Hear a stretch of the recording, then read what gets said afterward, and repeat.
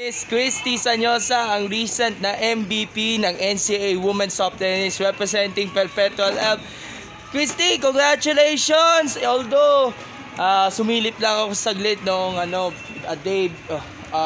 second day ng soft tennis, pero nakatikim ka na rin ng MVP title. This time sa soft tennis, Leon, what are your thoughts po? For me po, since graduating po ako, proud po kasi na pa-champion po namin yung team.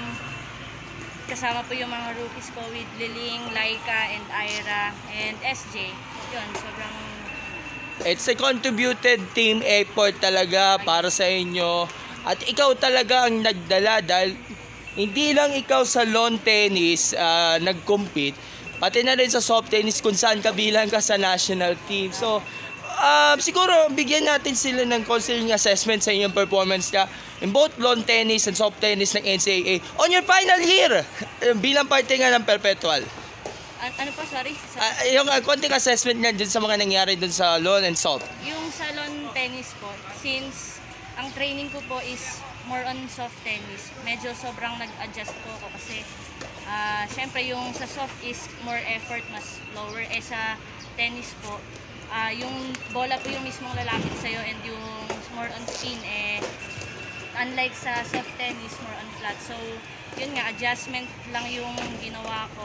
Tapos, nangapa ako sa doubles. Then, yun nga, sinigas na ako ni coach second game hanggang matapos. Yun yung Pero sa soft tennis, kung saan nag-champion, ano ba yun na nasa isip nyo nung nanalo ka? Isa-isa lang. Kailangan,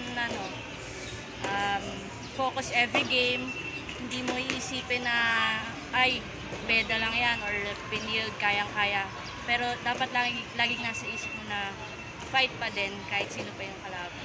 Christy, last year mo na sa Perpetual at alam ko mamimiss ka na ng mga teammates nyo. Of course, bilang isang senior, baka may gustong ipasa na siguro may pabahagi sa inyo ng mga advice sa inyo sa mga medyo bata pa sa inyo dahil of course alis ka at marami ka nagawang mga contributions na rin sa Perpetual. Bago yun, first time mo ba ng champion sa soft tennis? Opo, first time ko rin po nag-compete kasi demo pa po yun, tapos senior high pa po. Okay, alright. Pero natigil ito ng pandemic. And of course, bumalik ka to just this year, ika nga. Siguro, ano ba pinaka-mamimiss ninyo sa inyong pag-represent nyo sa Perpetual sa NC?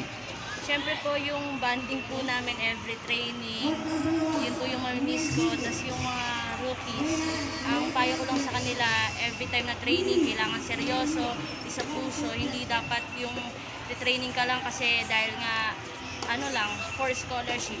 Isipin mo rin na dapat dalhin mo yung school with pride, tapos kailangan pa-champion yung team. Tapos defending champion po kami. So yun nga po, sa mga rookies, hindi po talagang mag-ensayo ng maigi.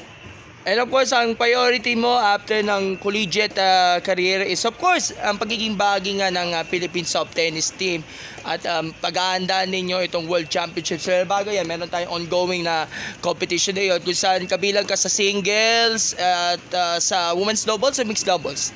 Depende po talaga po siya sa upcoming tournaments. No. Yung sa mismong competition na yun, anong category ka?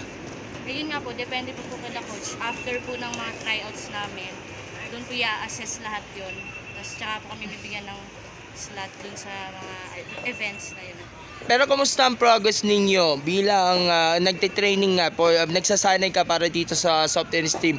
As of course, meron kayo mga foreign cups na gagawin sa susunod. And of course, yung pinaka-highlight ito, which is the World Championships sa Korea. Kumusta ang progress?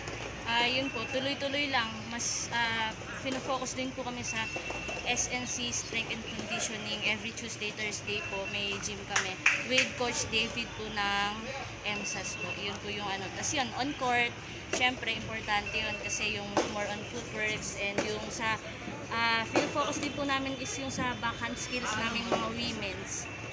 Yun po, maganda man yung progress namin since dati po double-handed kami, po kami ng transition ng one-handed. Okay, Christy, expectations. Lastly, expectations ninyo dahil World Championships ito. Prediction mo ba makakakuha ka ng medal finish para dito sa World Championships kung anong category ang ilalagay mo sa susunod? Sa tingin ko naman po ang team namin ay makakuha ng medalya this upcoming tournament sa international.